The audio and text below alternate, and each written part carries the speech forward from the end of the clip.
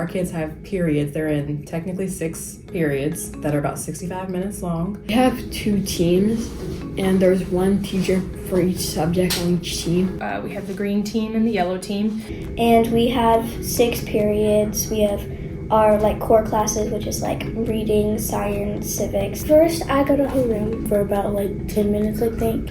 And then after the 10 minutes, we do the morning announcements. And then you go to first period at 8:06.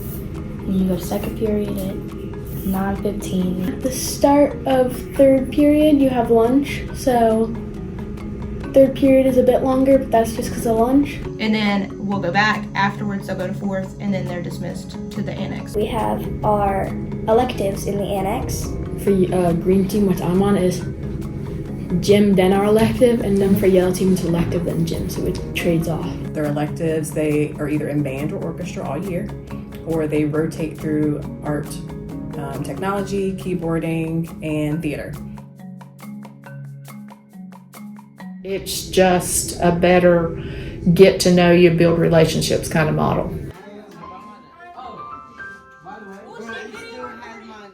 With our kiddos, for them moving from elementary to this, it's been an easier transition with not having to move as far in the building. They have their own bells because they're on a shorter schedule. The Academy model for me is based off 2 things. One is having teams of students, so that way 4 core teachers teach all the same kids, the other 4 core teachers teach all the same kids. Easier to move them around between classes if needed for behaviors. We just know them a little bit better, and it's easier to provide interventions across the board just to be more consistent. But it's an old school mentality of can we team? And when we team, we have these English, math, science, and social studies, and we split. Instead of 200 kids, it's really 100 kids that you're working with. And they're going to be school within a school model. So we put them in classrooms away from each other. So That's honestly one of the things I can give our administrators credit for, because when they were looking at who these people what teachers were going to be put in these positions, Dr. Dills was very much so in favor of hiring elementary school teachers, because she's like, you guys have an insight that I don't have, or that other middle school teachers might not have. What does it look like in elementary school? when I had openings, I literally looked for people with a K-6 endorsement. I said, if I have a hiring in 7 and 8, I'm putting you up.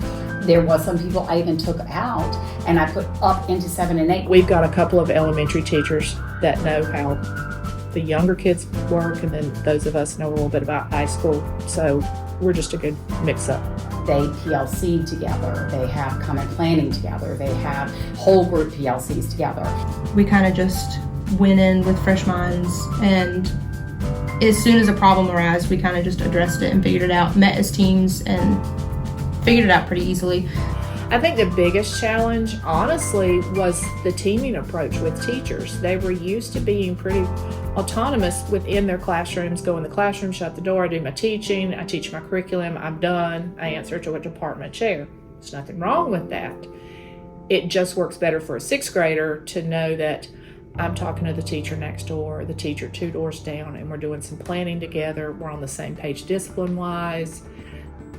For teachers who have never teamed, it can be a little difficult because you're not used to trusting another teacher. That's just not the nature of education, or hasn't been throughout the years. But we got over that hump real quick. Teachers were the ones helping us plan this. I walked in the first time I met them, they were literally on the ground running. How are we as green team or as yellow team going to make this work? They had every part of this. The autonomy that was given to teachers. Our administrators were like, this is what we want to do. And they kind of gave us a structure to work within, but then they were like, but everything else is on you to figure out. You get to design this is your baby too. So we let them take the lead because they're the ones in the classroom. Yes, I'm there, but they can truly tell us if it was working or not. And so to this day, still we're like, what can we change? What's not working? Our administrators do a really fantastic job of being a guide and a facilitator, like a teacher should be, and but still allowing teachers to do what they do. And the trust that was put into us was something that, coming in here as a new teacher to middle school, I was like, wow, I have never been given this much autonomy, and my voice has never mattered, which then I think in turn allows me and allows me to do that for my kids too. It just kind of, it's the trickle effect.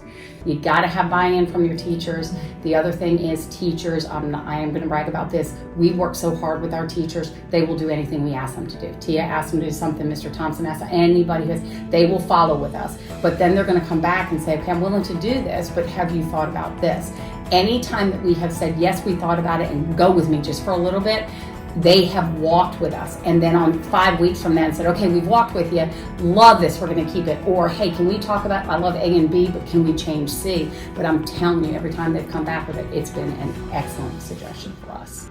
So the community part, huge. We put that first. We are linked together, learn forever. That's what our little motto is here at Linkhorne. So the family aspect is always there. Beginning of the year with the open houses and things like that, we really just wanted to get face-to-face exposure with the parents, and then try to do these little community events to build them up too. We make it a point to call for positive things too, so it's not just negative, and we try to include positive things even on the negative calls for the reason we're calling if they got a referral or anything like that.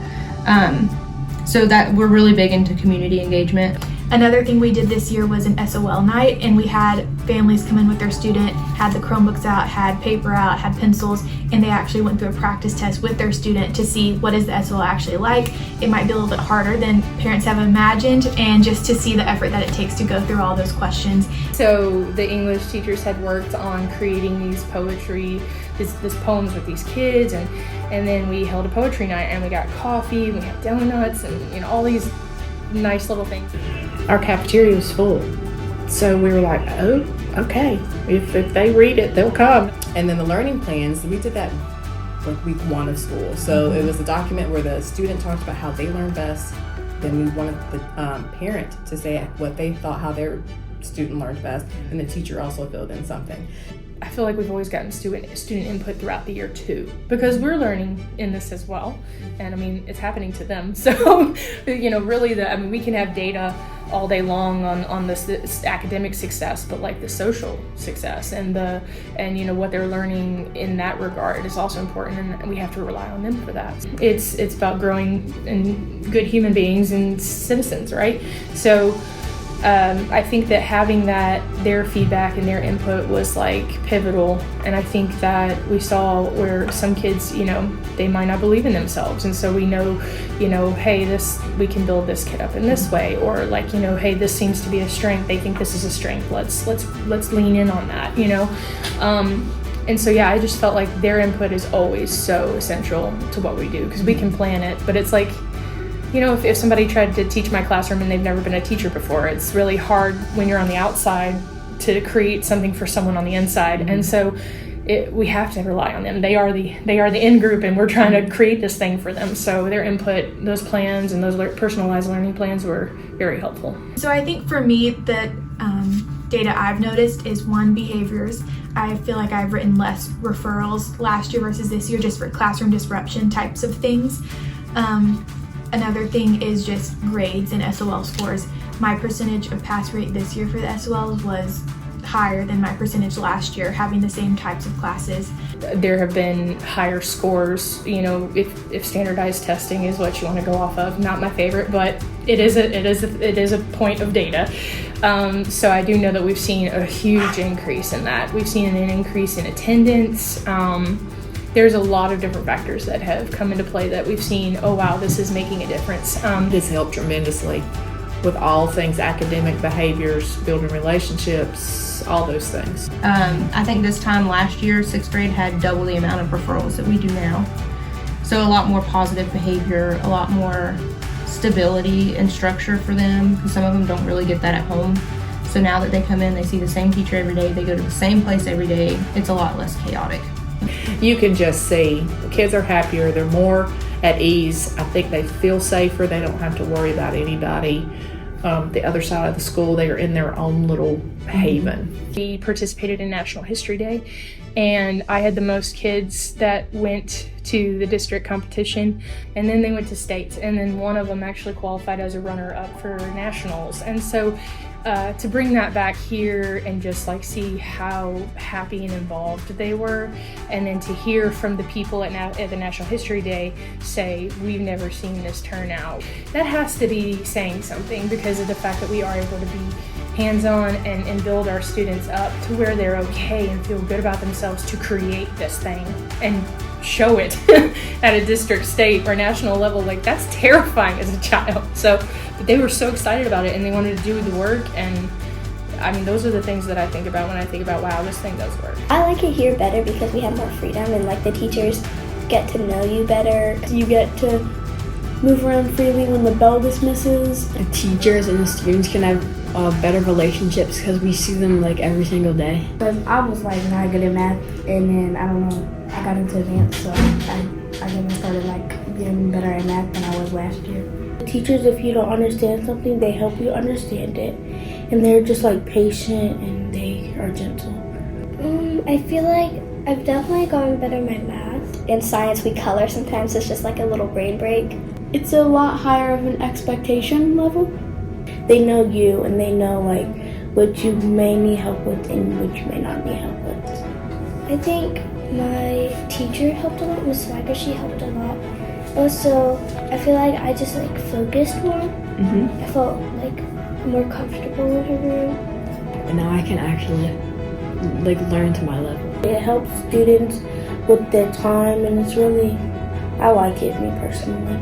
We're battling so much, the kids are bringing from the outside in, things that we can't change. But if we change, we just keep turning just an inch each of it. And we are seeing that more in my 6th grade than my 7th and my 8th. To say that is, we're replicating it and we will be pushing it into our 7th grade next year. So I think it all just comes down to like reflecting and then altering what we need to alter, and if everything works, then great, let's go on, because we have adapted throughout the year, but I do think it's important to do that reflection process, and then you know, make those, it's kind of like the scientific method, really. It's just cyclical, you know what I mean? You just keep going until you get where you need to be, and it's all for the kids. So that's what's important for us, and that's what I love about every one of my coworkers.